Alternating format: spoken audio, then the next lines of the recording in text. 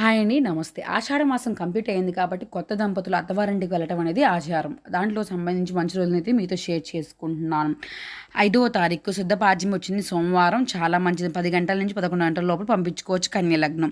7వ తారీఖు 8వ నెల బుధవారం తదియా విధియ అనేది చాలా మంచి రోజులుగా తదియా బుధవారం అనేది వచ్చిందని 10 గంటల నుంచి 11 గంటల లోపు పంపించుకోవచ్చు.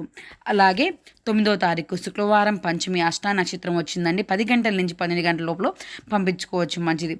ఈ టైమింగ్స్ మీరు చూసుకొని మీకు కుదిరిన దాన్ని బట్టి అబ్బాయిని పంపించడం అమ్మాయిని పంపించడం అనేది చేసుకోవచ్చు.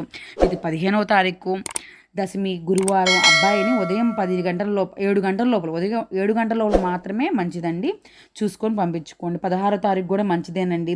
అది శుక్రవారం కాబట్టి ఏకాదశి.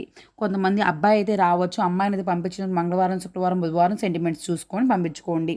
అలాగే శనివారం త్రయోదశి అది కూడా 9:30 నుంచి 12 గంటల లోపల మంచిది. Thank you.